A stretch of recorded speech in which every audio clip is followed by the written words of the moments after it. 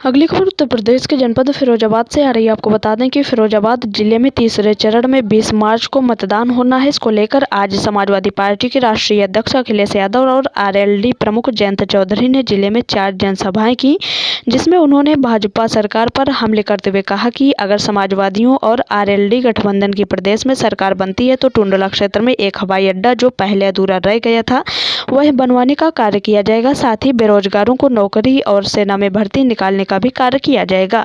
इसके साथ ही उन्होंने कहा कि भाजपा सरकार ने मार्च तक फ्री राशन देने को कहा है, जबकि अगर समाजवादी सरकार बनती है तो पूरे 5 साल गरीबों को मुफ्त राशन देने का कार्य किया जाएगा। ऑल किसान आवारा गोवंश से परेशान है। समाजवादी की सरकार बनने पर इन आवारा गोवंश को गौशालाओं में भेजने का कार्य किया जाएगा। देखिए एक रिपोर्ट हमारे संवाददाता अरविंद कुमार श्रीवास्तव के साथ। हमारी गर्मी निकलेगी नहीं बाबा, लेकिन चुनाव के बाद यहाँ से जो कुल्फी आपके यहाँ भेजेंगे गोरखपुर। हमारे प्रत्याशी राकेश जी हैं और यही लोग जीतेंगे। बताइए, गडकरी तो कह रहे हैं कि रोडवे की बस भी जो हवा में चलेगी, उन्हें पता नहीं यहाँ गड्ढे से चल के वैसे ही हवा में चलती है बस। उन्हें जवाब देना चाहिए कि बस को आप हवा में चला रहे हो, लेकिन प्रदेश का किसान और देश का किसान नहीं बोला है। जब आपने थार जो है रोड पर चलाई थी, किसानों के ऊपर रौन की वो गाड़ी चली गई। प्रदेश का किसान और देश का किसान न्याय मांग रहा है, जवाब मांग रहा है। उस व्यवस्था के खिलाफ मैं आपसे वोट की अपील करने आया हूं कि वोट की चोट दें उस व्यवस्था के खिलाफ, जिस व्यवस्था के कारण आंदोलनकारी किसान जेल में, लेकिन मारने वाले बाहर बेल पे। इस व्यवस्था को बदलने के लिए भी जनता को अपनी भूमिका में आना होगा और आगे आना होगा। वोट की चोट नौकरी दूंगा। मैं पूछना चाहता हूं, यह भर्ती निकली है क्या?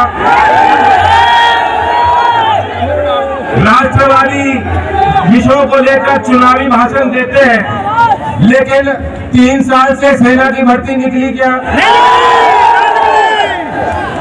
इसका उपाय भी सरकार करेगी। और इस क्षेत्र का विकास पहले भी जब पूर्व में समाजवादी पार्टी की सरकार थी, मैं देखता था काम बहुत हुए थे। और सच्चाई है, यहाँ का जो परंपरागत उद्योग है, कांच का, चूड़ी का उद्योग है, इस बजट में भी उनको कुछ नहीं मिला। 18% से जीएसटी की दर उनको लगाई जाती है, 18% टैक्स उन पे लगा है। हमारी सरकार बनेगी तो जीएसटी काउंसिल में हमारे सरकार के प्रतिनिधि, वित्त मंत्री वहां जाके पैरवी करेंगे कि 18% टैक्स बहुत ज्यादा है, इस टैक्स को कम किया जाए ताकि यहाँ रोजगार के जो माध्यम है, साधन है, वो मिल पाए।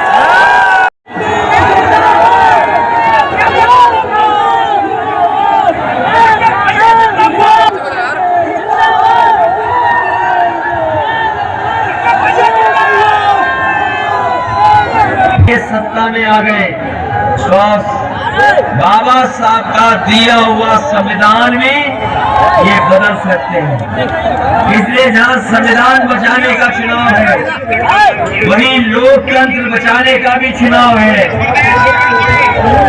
बताओ, संविधान और लोकतंत्र बचाओगे कि नहीं बचाओगे? पहला, दूसरा चरण आपके पड़ोस में वोट पड़ा था। अब तो आपको पता लग गया होगा कि 2 चरणों में,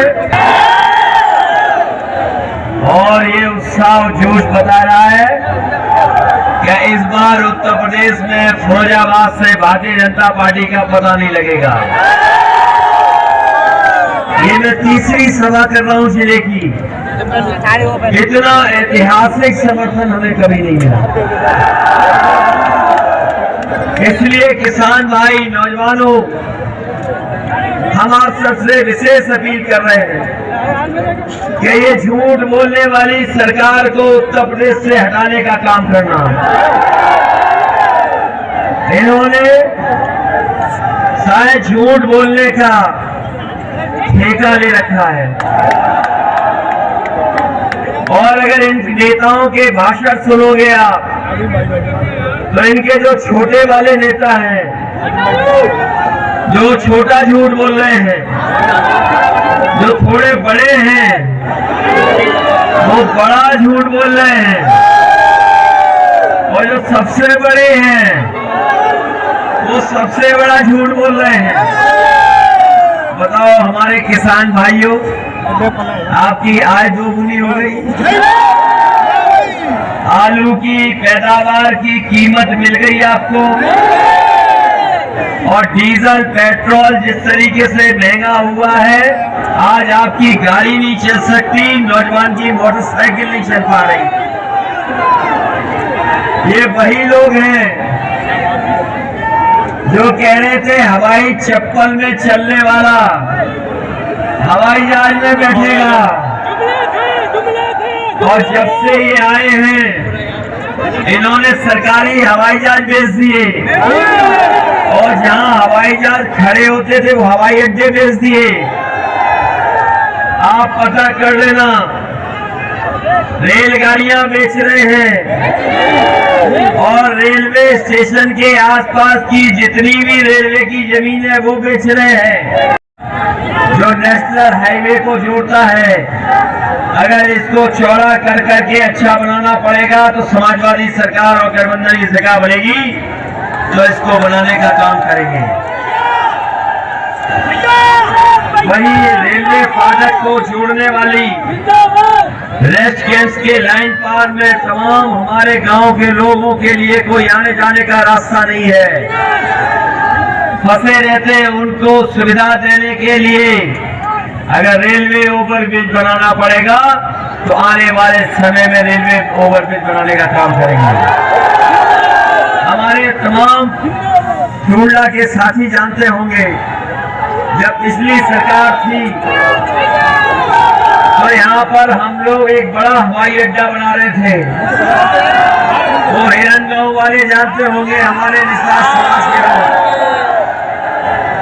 मैंने प्रस्ताव दिया था, और वो ऐसा हवाई अड्डा होता न केवल टूडला में होता, फिरोजाबाद के लोगों को जो यह कांच का कारोबार करते हैं, न केवल हमारे देश के बाजार में उनकी चीजें बिकती हैं, बल्कि इतना अच्छा कारोबार है कि चूड़ियों से लेकर के और चीजों का कारोबार जो होता है वो दुनिया में यहाँ से जाता है।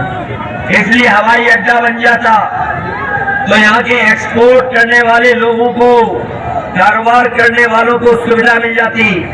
हम आपको भरोसा दिलाते हैं, भाजपा की पिछली सरकार ने हवाई अड्डा नहीं बनने दिया था, जो न केवल फिरोजाबाद के लिए होता बल्कि आगरा के लिए भी बड़ा हवाई अड्डा बन जाता।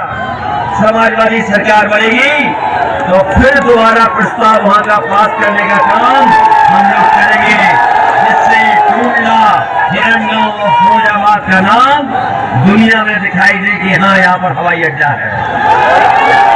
नौजवानों, हम कह के जा रहे हैं, इन्होंने बहुत धोखा दिया आपको, और 5 साल तक इंतजार करते रहे आप कि आपको नौकरी मिलेगी, रोजगार मिलेगा, लेकिन नौकरी और रोजगार नहीं दिया। आप 5 साल इंतजार करते रह गए। अगर इस बार चूक गए तो 5 साल और इंतजार करना पड़ेगा। 5 साल और इंतजार मत करना। समाजवादी सरकार बनेगी तो गर्मी निकालने वालों से कह के जा रहे हैं, फौज में और पुलिस में नौकरी निकाल करके नौजवानों को नौकरी देने का, न केवल फौज में और पुलिस में नौकरी, बल्कि 11 लाख पद खाली हैं जो अभी तक भरे नहीं गए हैं। उन पदों को भर करके अपने नौजवानों को नौकरी देने का काम समाजवादी सरकार में होगा। और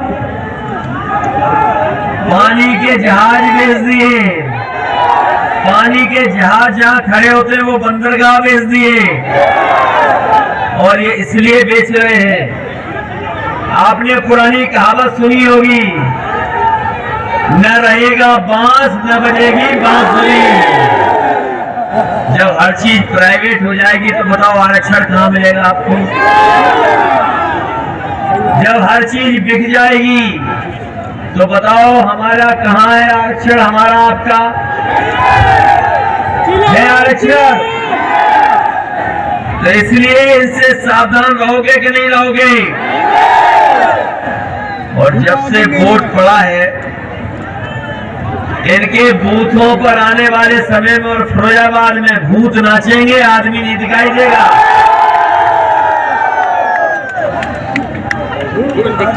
ये जो लोग जो दावा कर रहे हैं,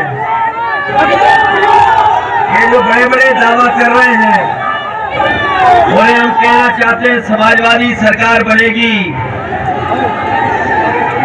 तो हमारे घरेलू बिजली के बिल 300 यूनिट माफ होंगे। किसी को 300 यूनिट का बिल नहीं देना पड़ेगा। और जब से समाजवादी पार्टी ने तय किया है कि 300 यूनिट घरेलू बिजली फ्री होगी, भारतीय जनता पार्टी की बिजली गुल हो गई है और उनका ट्रांसफॉर्मर फूक गया है। ये जो अभी याद दिला रहे थे हमारे जयंत चौधरी जी कि ये गर्मी निकालने वाले घूम रहे हैं, ये जो गर्मी निकालने की बात कह रहे थे, इस बार टूंडला वाले इनकी भाप निकाल देंगे। बताओ, इनकी भाप निकालोगे कि नहीं निकालोगे?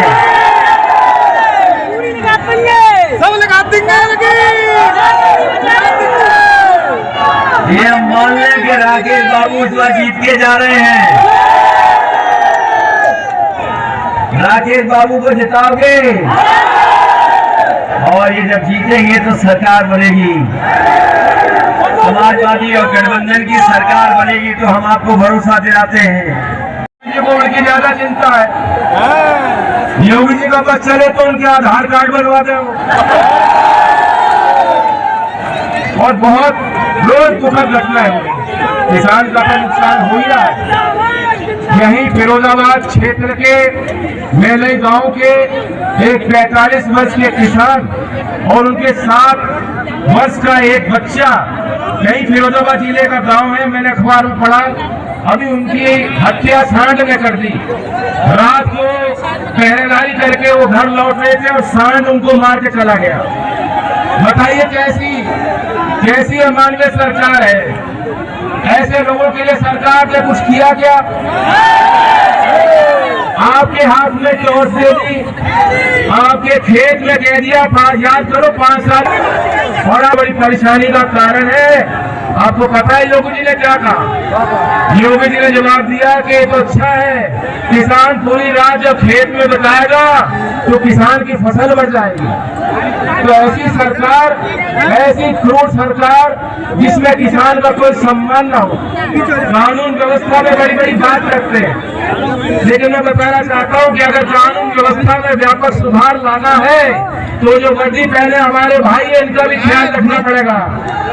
हम लोग जिले बातें तय की, मैं आपको विश्वास दिला रहा हूँ, कानून व्यवस्था सुधारने के लिए शायद पूर्व के किसी सरकार ने इतना काम न किया हो जितनी जब गठबंधन की सरकार आपके आशीर्वाद से बनेगी हम लोग काम करेंगे। इनकी वर्दी भी मजबूत होगी और कानून का सम्मान भी बढ़ेगा, ये मैं आपको विश्वास दिलाता हूँ।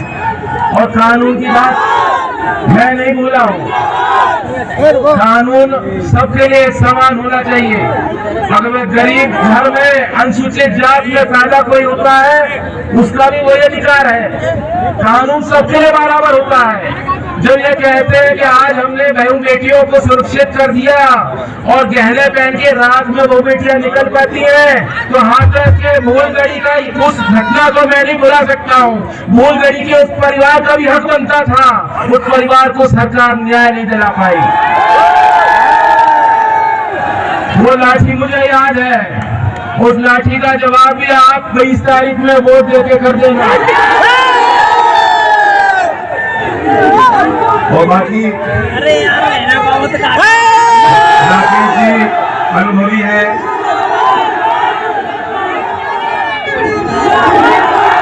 मुझे तो एक छोटी सी जैकेट का पसीना आ रहा है, मुझे बाबा जी ने ज्यादा गर्म कर दिया लगता है। अखिलेश जी को हम सुनेंगे और मैं आपको